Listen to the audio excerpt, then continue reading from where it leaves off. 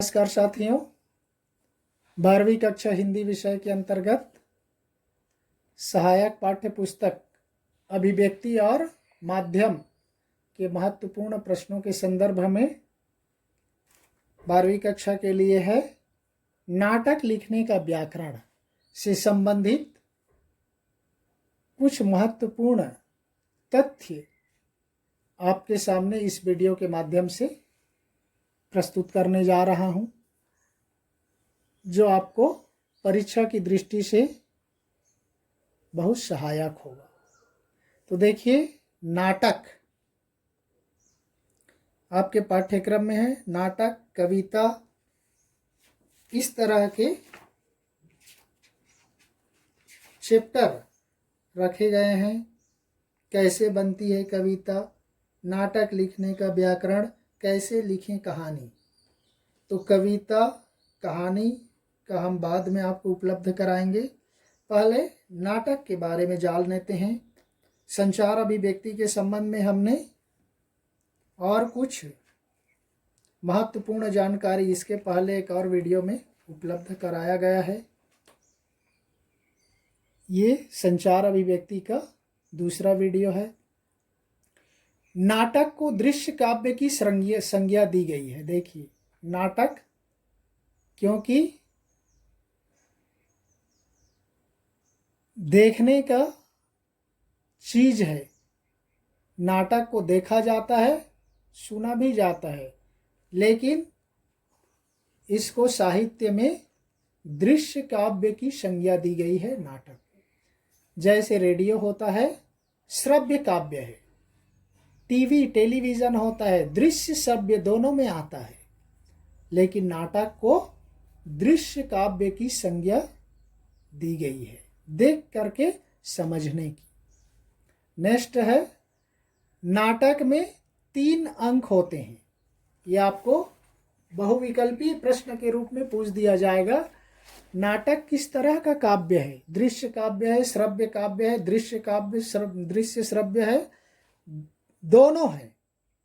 तो यहाँ पर आपको ऑप्शन के रूप में चुनना पड़ेगा दृश्य काव्य। नाटक में कितने अंक होते हैं? सामान्य प्रश्न बनेगा।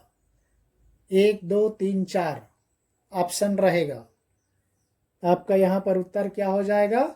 नाटक में 3 अंक होते हैं। 3 अंक, ध्यान रखिए। नेक्स्ट, नाटक के हर एक अंक की अवधि कम से कम कितने मिनट की होती है? 3 अंक तो होते, तो प्रत्येक अंक की अवधि, समय, लिमिट कितने का होता है? तो प्रत्येक अंक की अवधि कम से कम 48 मिनट की होनी चाहिए। ये बताया गया है। नाटक के प्रत्येक अंक, हर एक अंक की अवधि, समय कम से कम 48 मिनट का होना चाहिए। ये संचार अभिव्यक्ति माध्यम में बताई गई है। नेक्स्ट देखिए, नाटक का दूसरा महत्वपूर्ण अंग है शब्द। चूंकि नाटक दृश्य काव्य है और जब वहां पर आदमी को देखा जाता है, तो दूसरा महत्वपूर्ण चीज क्या होता है? शब्द होता है। वह जो बोलते, वह कितना प्रभावशाली होता है, उसी के ऊपर नाटक का भविष्य टिका रहता है। अर्थात वह नाटक अच्छा है या नहीं है, उन पात्रों के शब्दों के ऊपर ही निर्भर करता है। इसलिए नाटक का दूसरा महत्वपूर्ण अंग है शब्द। नेक्स्ट, नाट्य शास्त्र में वाचिक अर्थात बोले जाने वाले शब्दों को नाटक का शरीर कहा गया है। देखिए, नाट्य शास्त्र, ये नाट्य शास्त्र आचार्य भरत मुनि की रचना है। आचार्य भरत मुनि की पुस्तक है, जो पहले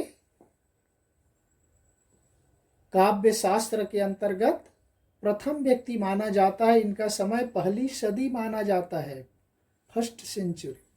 भरत मुनि, उनका रस से संबंधित महत्वपूर्ण पुस्तक है नाट्य शास्त्र। और नाट्य शास्त्र में वाचिक अर्थात बोले जाने वाले शब्द को नाटक का शरीर कहा गया है। वाचिक, वाचिक मतलब बोलना, कायिक वाचिक बोलते ना, कायिक यानी शरीर के द्वारा, काया के द्वारा, हाव भाव के द्वारा, एक्शन के द्वारा भी नाटक किया जाता है। लेकिन जो शरीर नाटक में जो बोला जाता है, उस बोलने वाले शब्द को नाटक का शरीर कहा गया है। नेक्स्ट, नाटक का सबसे जरूरी और सशक्त माध्यम है संवाद।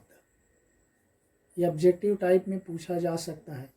नाटक का सबसे जरूरी महत्वपूर्ण माध्यम है, बोल दिया जाएगा, वाद, संवाद, विवाद, वार्तालाप, तो वहाँ पर हो जाएगा संवाद। तो इस तरह से नाटक का सबसे जरूरी और सशक्त माध्यम है संवाद। बोले जाने वाले शब्द को नाटक का क्या कहा गया है? शरीर कहा गया है। वहाँ पर उदाहरण दे दिया जाएगा। नाटक में बोले जाने वाले शब्द को कहा गया है शरीर, आत्मा, हाथ, पैर, तो वहाँ पर लिखना पड़ेगा शरीर। यहाँ पर कुछ संस्कृत नाटककारों के नाम दिया गया है। स्वप्नवासव दत्ता, स्वप्नवासव दत्ता संस्कृत नाटक है वास्तव में।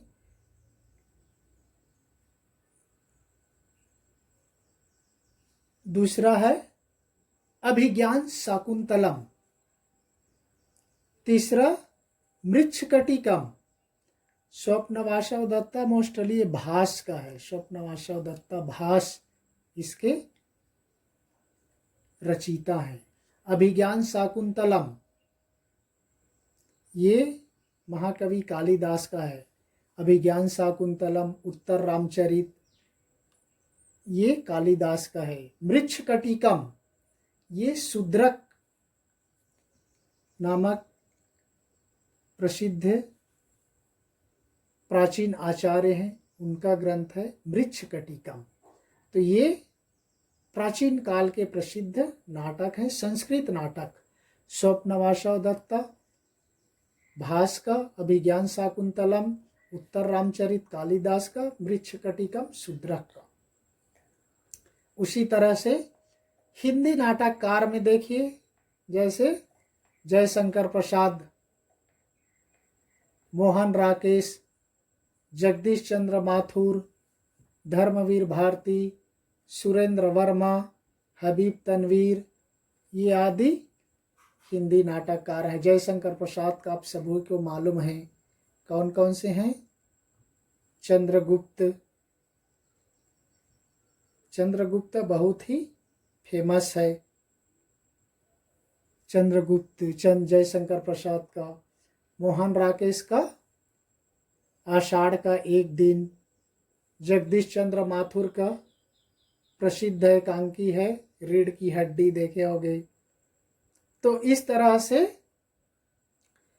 ये हबीब तनवीर का एक एकांकी आप 10वीं कक्षा में देखे होंगे, कौन सी? कारतूस। तो इस तरह से ये अलग अलग इन्होंने नाटक भी लिखे, एकांकी भी लिखे। ये हिंदी नाटककार हैं, इनके नाम याद रखना है। परीक्षाओं में पूछ दिया जाएगा कि निम्नलिखित में से हिंदी नाटककार कौन है। तो इस तरह से आपको नाम याद रहेगा। जयशंकर प्रसाद, मोहन राकेश, जगदीश चंद्र माथुर, धर्मवीर भारती, सुरेंद्र वर्मा, तो ये आप आसानी से लिख सकते हैं। लास्ट है नाटक की शैली। देखिए, नाटक की शैली 3 प्रकार से यहाँ पर बताई गई है। पारसी थिएटर शैली, शास्त्रीय शैली और आधुनिक नाटक शैली। पारसी थिएटर शैली, दूसरा शास्त्रीय शैली, और तीसरा है आधुनिक नाटक शैली जो आजकल खेलते हैं। पारसी थिएटर शैली क्या है? विदेशी नाटकीय शैली है, नाम से ही पता चलता है। और शास्त्रीय शैली क्या है? भारतीय नाट्य शैली है। और आधुनिक जो आजकल लोग करते हैं न तो पारसी शैली है और न शास्त्रीय है, बल्कि वर्तमान में जो खेला जाता है वो दोनों से भिन्न है। तो इस तरह से संचार अभिव्यक्ति के माध्यम से जो महत्वपूर्ण टॉपिक बन पड़ा उसको हमने वीडियो के माध्यम से प्रस्तुत किया। ये शायद आपकी परीक्षा में काम आ जाए। नेक्स्ट में हम और प्रयास करेंगे इस तरह के वीडियो बनाने का। तब तक के लिए धन्यवाद। जय हिंद।